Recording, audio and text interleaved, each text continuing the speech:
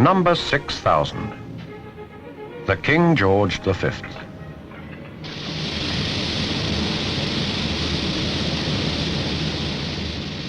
These are professional railwaymen who come to Bulmer's sidings in Hereford to play trains. Ever since British Rail dispensed with steam locomotives and went over to diesel and electric, many railwaymen's lives have become less satisfying because steam engines demanded a technique and an understanding which diesels and electric locomotives do not. Steam engines have a personality, and there's the sound.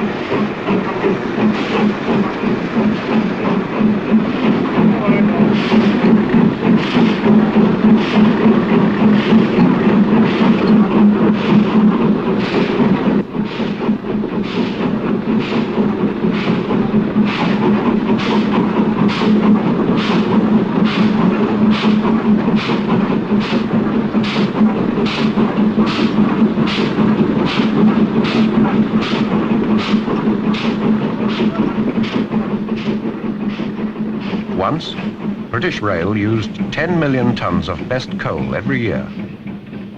Today, despite the diesels, the railways still burn coal, but now in the form of electricity. And the King himself burns about a ton an hour when he's under steam.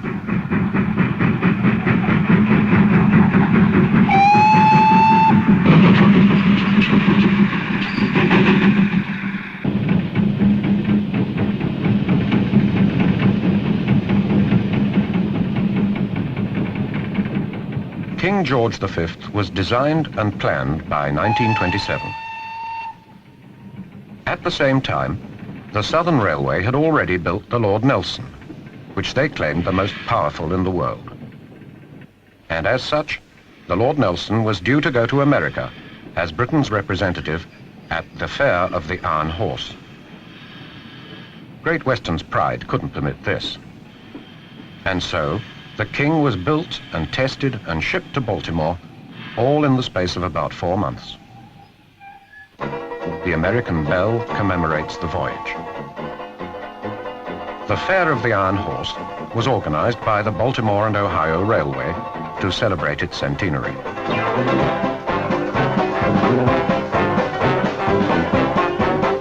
American railroad companies sent their oldest, and they sent their best.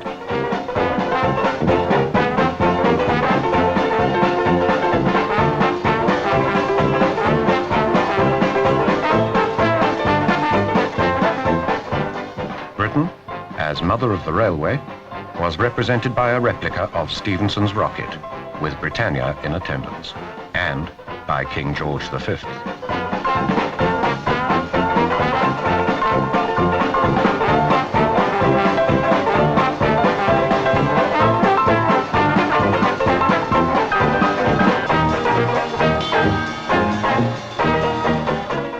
After the ballyhoo of the American visit, King George V returned to Britain to be welcomed by the Railway Queen, and then entered service to earn a living.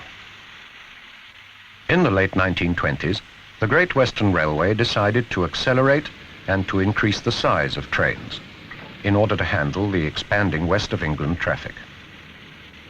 Previously, these trains had been hauled by Castle-class engines. So, out of the Castle came the King, the same engine in principle, but much bigger and much more powerful. The Swindon locomotive shops could always take pride in their workmanship.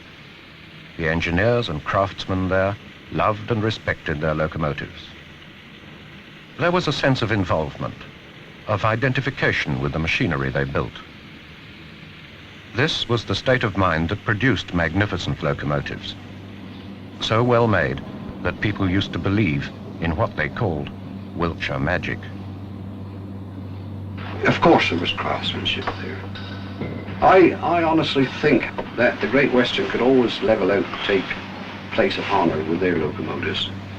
If you saw, as I'd seen, when we get prototypes come off, well, those chaps are so proud. When that engine came out, went to the shed and went to Bristol, every Jack's soul was out there. 15,000 men were watching that engine go by. And you could see the factories were faces. That's how they just enjoyed their work and just how proud they were of the work. Where a steam engine, every part was made in the railway works and assembled in the railway works. It isn't now. So, of course, there's no interest in it, is there, to the men? They can't say, I built that engine, which they could say in the days gone by.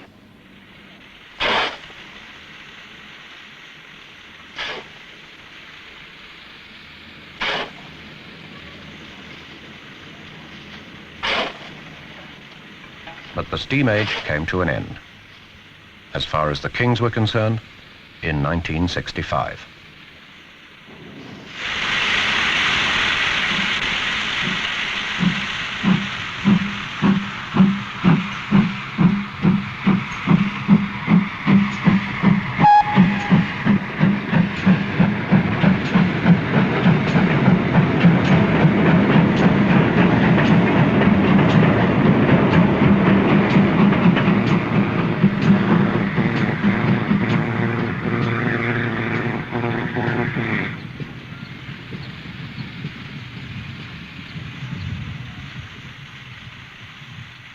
King George V was to have been preserved as a museum piece by the Swindon Corporation. But Bulmers of Hereford had available about 1.5 miles of siding, which would permit the King to remain a living steam locomotive.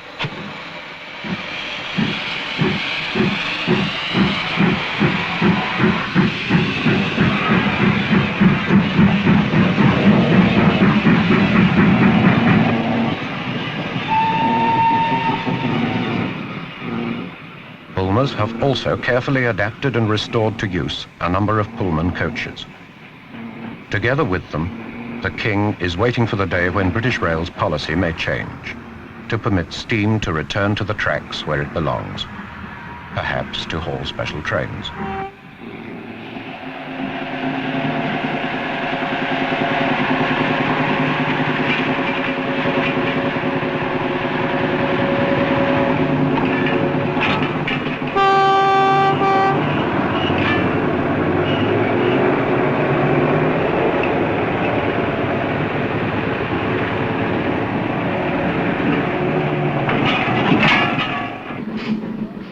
Railway lovers everywhere will be happy in the knowledge that right in the West Country, the home of the Kings, King George V is alive and on steam.